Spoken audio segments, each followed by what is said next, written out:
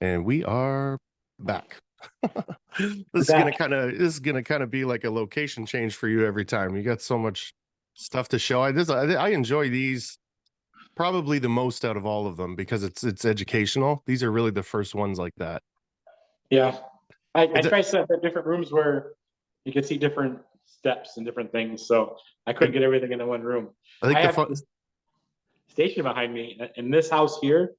Um, I have a station. I had a station in the basement, which I didn't bring up. I need to go get that, and a station up here. So wherever I'm working, I can stay clean. I believe in staying clean. Yeah, So I think the maybe I'll funniest go. part.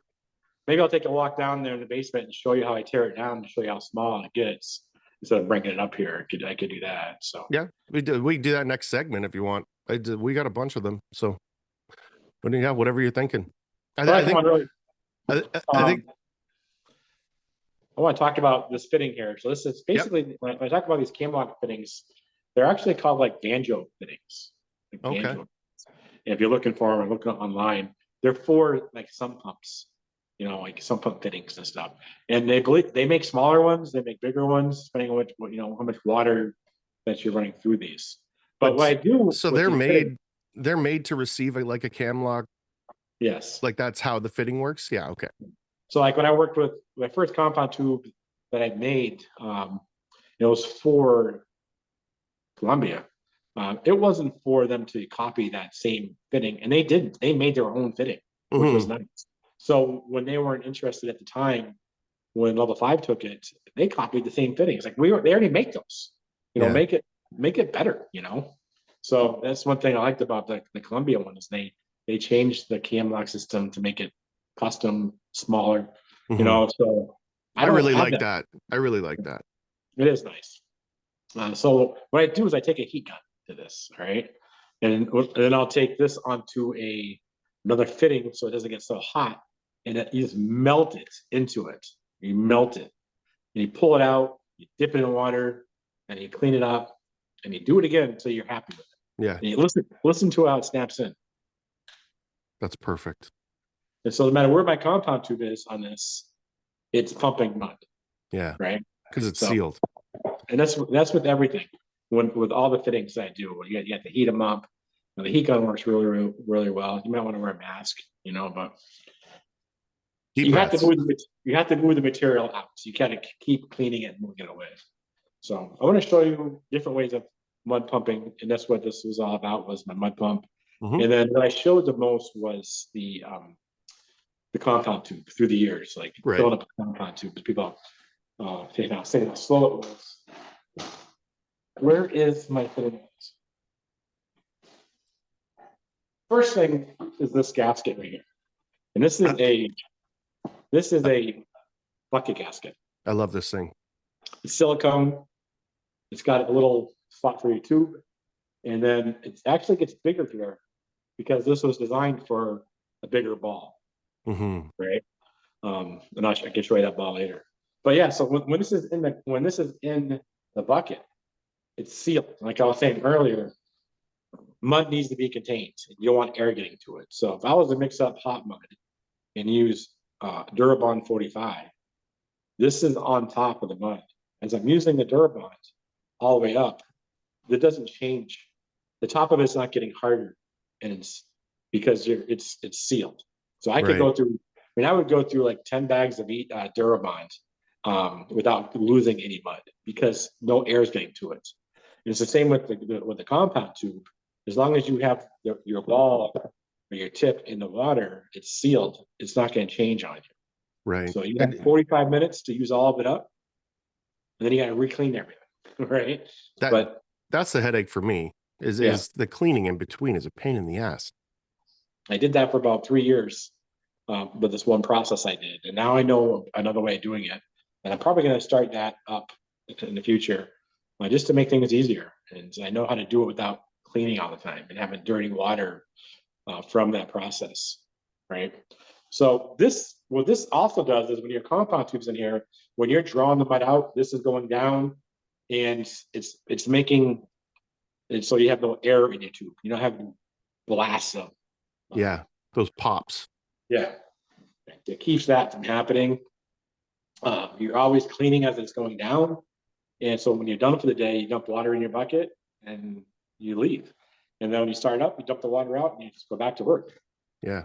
Well, because the water is just, there's this much of it that the water's actually sitting on. So when you pour it out, it's only water probably. Yep, just water. And then do you have to mix that back up? Probably not, because it's, yeah. I will take, I'll take my tube and like suck some and blast it back in there really quick. That's about all I'll do. But the bucket gasket, I'm trying to get a company to make one of these for the last 3 years, right? And so it's some things are more important.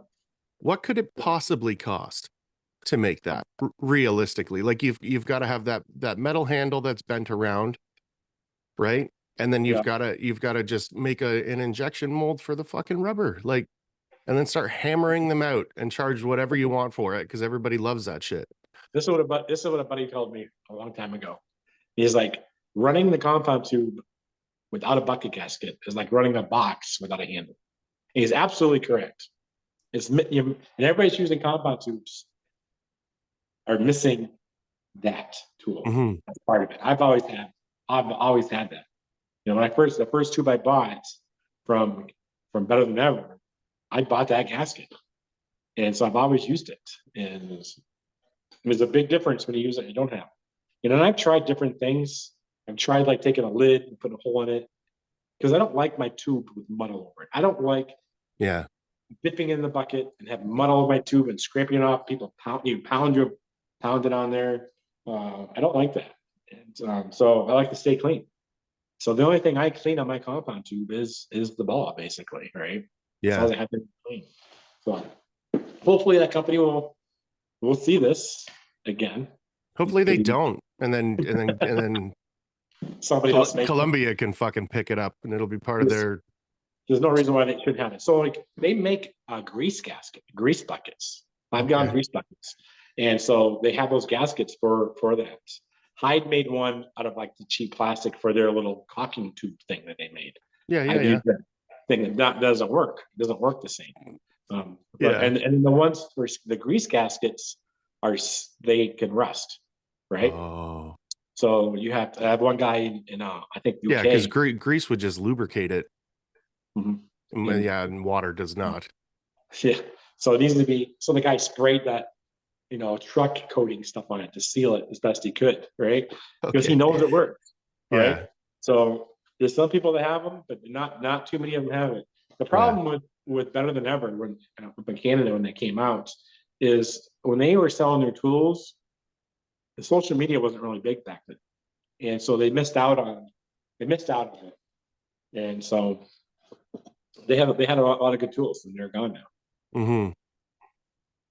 I know the company that bought them, so hopefully something happens, right? Yeah, it's good. So where did you get that one then? You just make it yourself, like? That's from the company. That's from Better Than Ever. Oh, right. I have 3 of them. So, I think and I don't use as much as I used to. Yeah, well, you got everything else now, but but I still use it. So at another job I'm working at right now, it's in there. So I had to do a repair job on some walls. So what I do is I just suck the mud out of that gasket there. I run a bead of mud and I wipe it. I don't need a hawk. I don't need a pan. I just use my knife and I stay clean. And when people watch me and like, oh, geez, that looks easy. I want to do that. Right. But here you go. I will put the tools in your hands. Right. Everybody thinks they can do it. Right. So that's one of the interesting things that we've talked about is like, especially with that offset knife. And I can see how you do it now that I have one. You're just putting mud on, like you're not taking mud off. You're just spreading it. And your hands never get wet. Your tools never get covered. You're just taking it from wherever and putting it on whatever. And it's just like spreading peanut butter. Right. So if you're using like your Frisco Harmony, like you did in your back wall right there, basically you're using your 5-inch knife and that radius knife. That's your hawk as well. Did you do that? Like use that mud up that way? And they work really good together. The way it's just a multi-tool. I like tools that do multiple things. Same. So I'm gonna show you this system back here. So Okay. normally you can get down a little bit. Can you see the bucket on the floor? Yeah. Yeah, so normally you're without the bucket gasket, you're deep in the mud, right? And you're pulling the mud out, and then you clean everything off. And when people are doing videos, they're obviously cleaning their tube off before they show their tube. I mean, if they're in the real process, Yeah. It'd be there's covered. a bunch everywhere, all over the place. You know what I mean? Well, when I do my videos, I'm live. I'm not doing this stuff. It is totally clean. You know what I mean? So the idea of this was you suck the mud out, and then you have the box nest right here, right? Right. So this is adjustable on your height, on where you want it. What is And it? so, Just a pressure fit with a screw or something? Like how is it? so this is got a knob on the back. You see it? Yes. Yep. Yeah. And Yeah. you can adjust it up and down.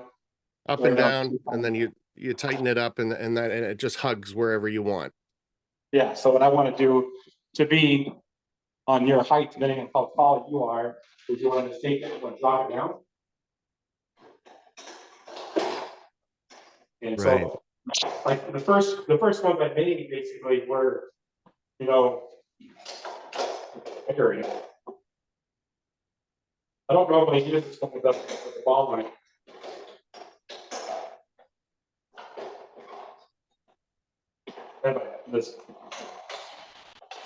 This box in with the ball on it. Show you. So the way this is set up is that this is protecting the back of the box. Yep. And this is helping you open the box. Right. Right. So it's not just something you buy in the hardware store. And that's like the first one I made. It was from the hardware store, right?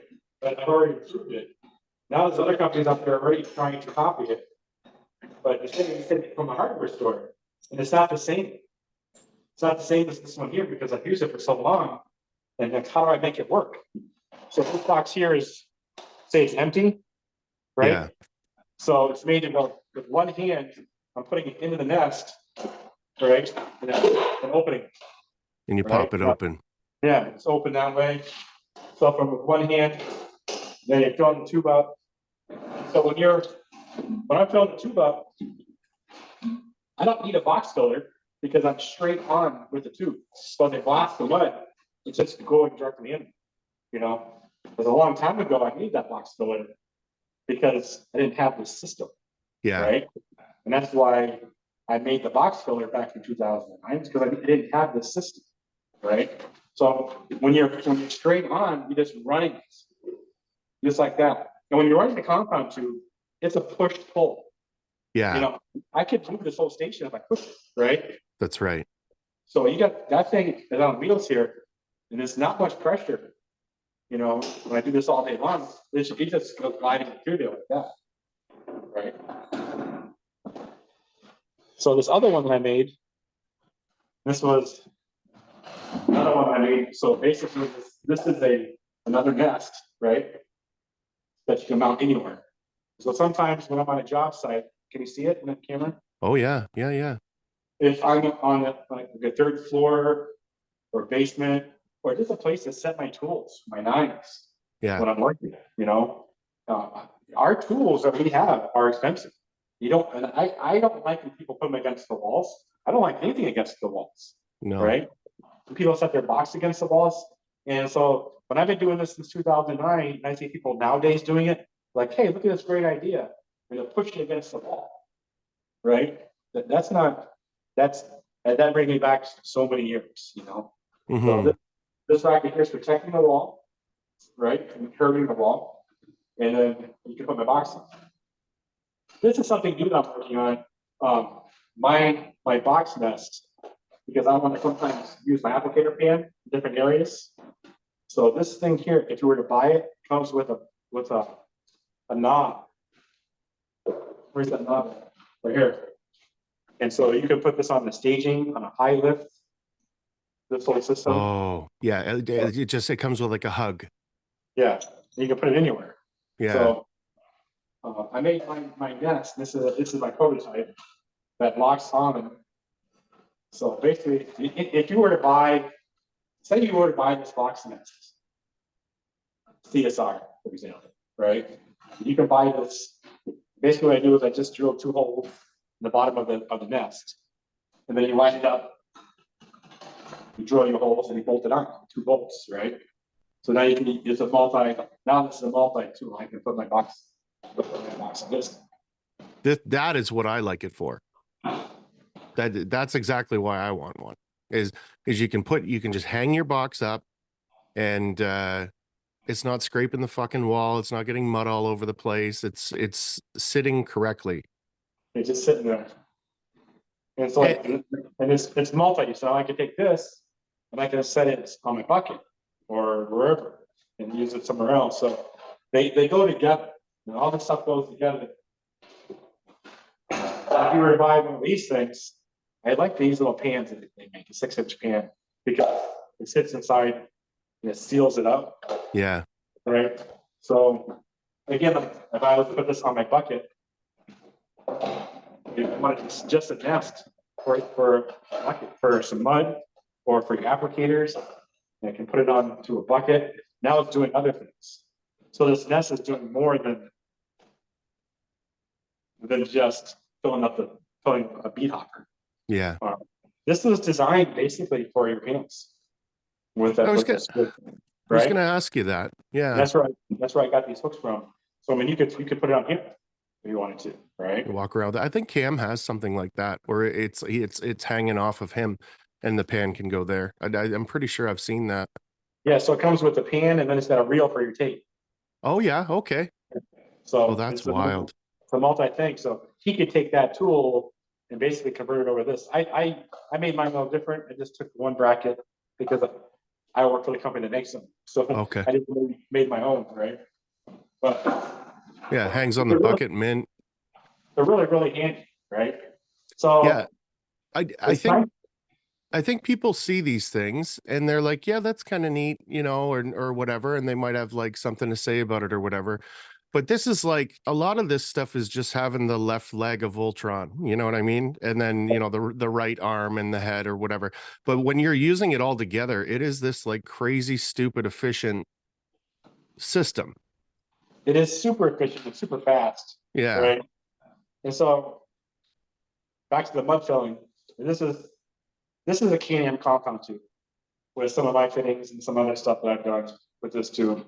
And what I've done with this is I really don't need this cam lock unless I'm getting hot. But it's nice to clean it up once in a while. Totally. So what I did with the handle, when level 5 made my compound tube, I have a handle, right? So the handle is very important. So when you're in the gasket, you have to push down, right? So you got to push down on the handle. And also I have like this 3/4 inch pad here for pushing down. If you use a compound tube, your hand not always hurts, right? Yeah. So I have a soft pad on here. So when I get to a job site, and this thing could be loaded with mud, basically I'm just taking off my tip. And that tip seals it.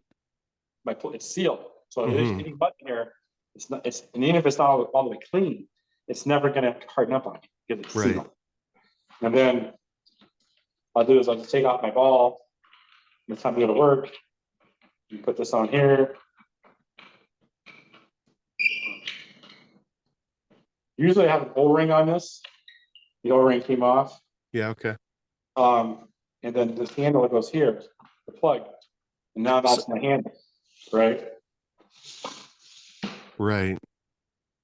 So do you ever oil those up like the yeah, I spray silicone spray. Yeah, like fluid film or whatever. Yeah. Just silicone spray is what I use. Yeah. But this is nice. Like say I left a job and I have to go do a quick patch job. I'll draw some mud in my tube. Yeah. And I'll put the plug on it, clean the tip off a little bit, and then you're off to the races, right? That tube is amazing too. I'm gonna show you the slider really quick. This is a little giant slider. Yes. And I've seen people do videos on a slider, like, hey, I'm using slider all the time. It's a great ladder. But they don't show it for the drywallers. Like what for us. And you can see I have my radius offset knife on here. And this is the fittings I was telling you about, the Purdy adapters. Basically, I used before my cam lock stuff or the Nicord. So what I like about this is like when I'm doing ceilings, like when I was doing this high ceiling here, I reach up through the ceiling, or I'm doing a wall, I can drop down. I can do the walls really quick with this. That transition is just so crazy. So zoom in on that Purdy adapter, just because I want to show everybody, like, you've just got a button basically, and then Yeah. it's on and off. Yeah.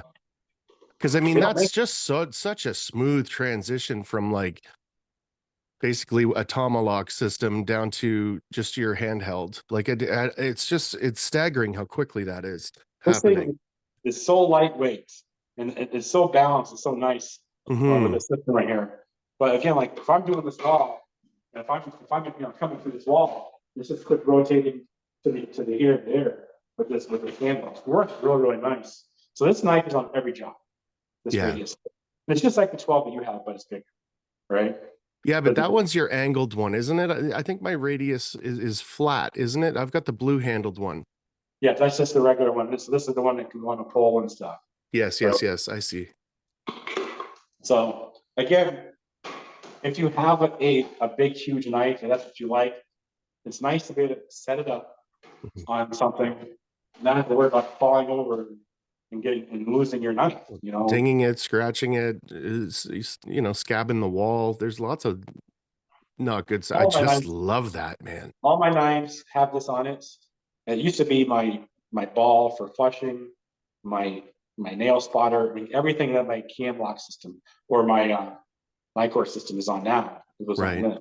So basically, this bracket here is a 3/4 inch thread, and I would just tap and die that for a 3/8 thread, and I could put my nail spotter on it.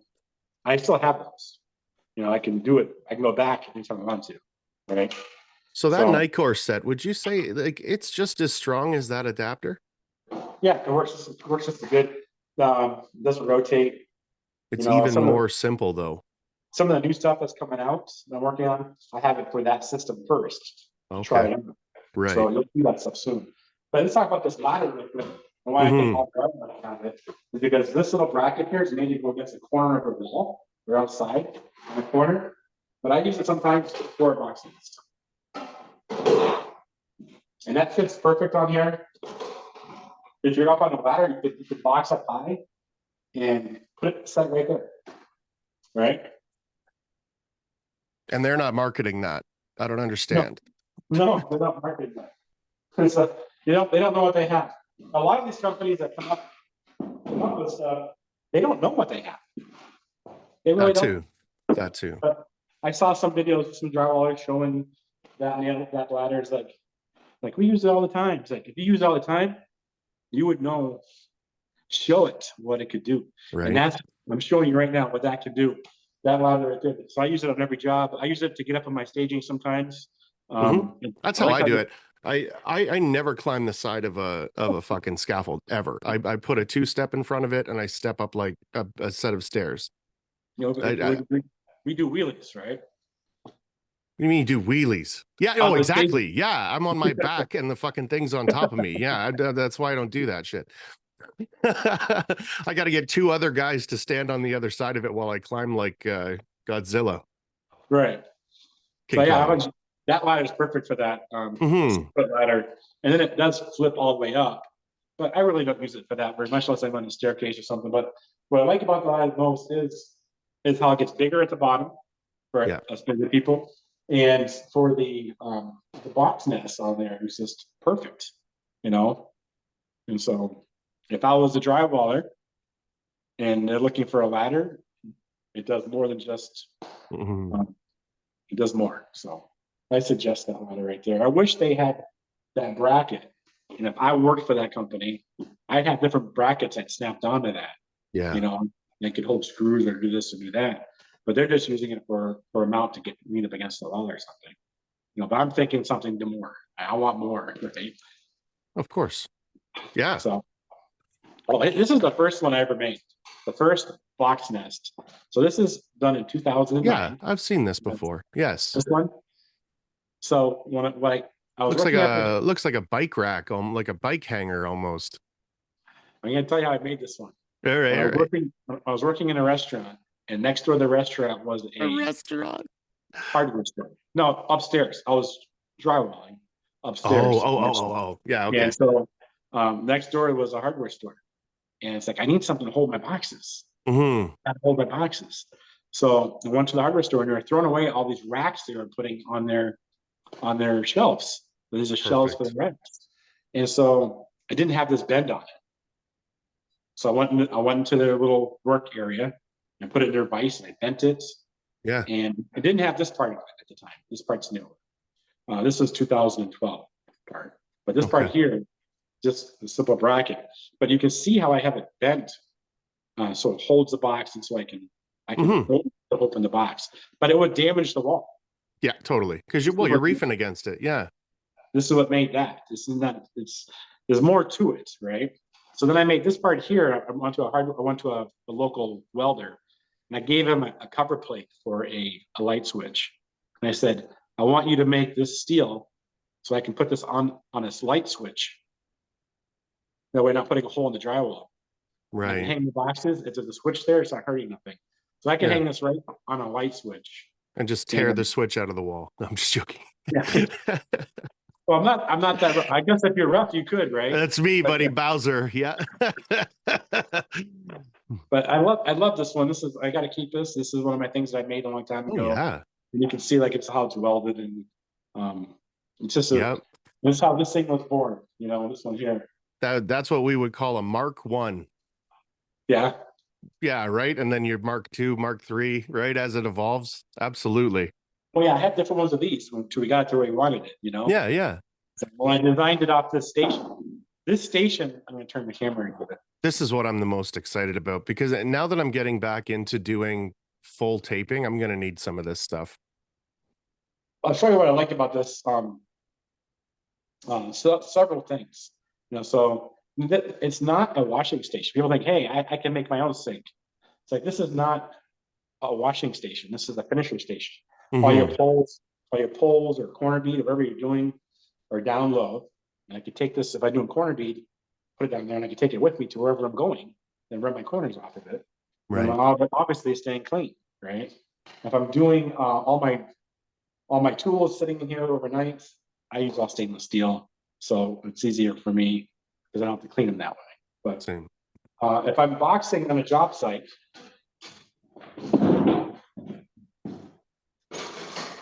and you can take this nest and turn it the other way around, you know, if you wanted to.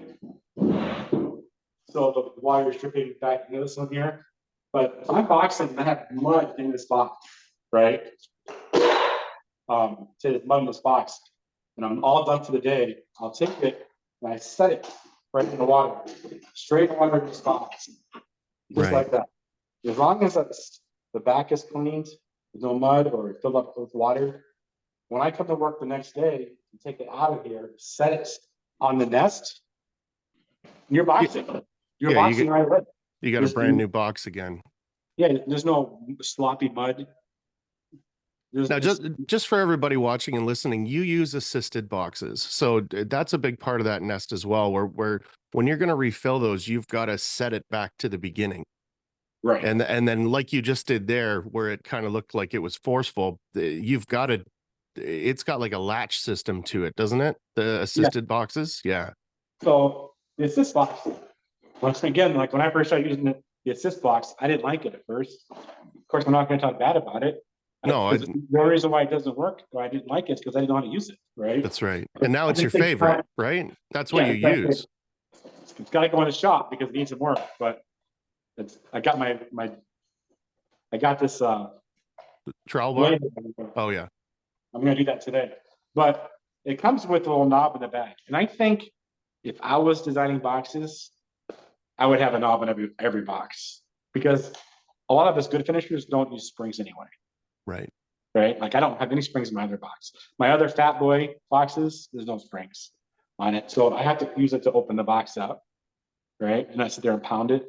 But if you're using an auto assist box, you're like right away when you're boxing, you got this pressure from these springs pushing forward on the mud.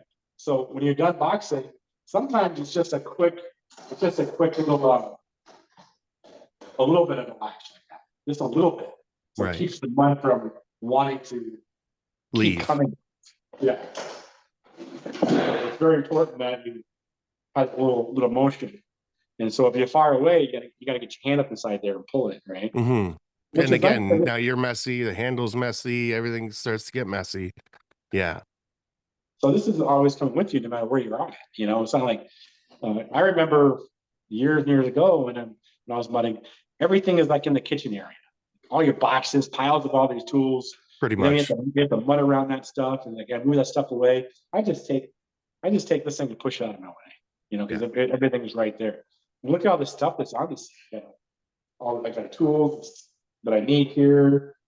Sometimes I have two of these pouches on here. You know, like one down there, one over here. Other times I'll take another tote on top of the tote to get higher. And the first one I designed was adjustable, but it's pricey enough as it is. Yeah. And everybody complains about the price. Like this is $500, I think, online when it's on sale. But what it does, it pays itself off on the first job for you. Well, yeah, I think so. Like it keeps things clean. It does a lot of things that are positives, but you'd have to figure out how to use it to really get all the benefits from it. I sent one to Kayla Beckett from One Chick Taper. Yep. Yeah. And if you watch her videos, she doesn't talk about it, but it's in every one of her.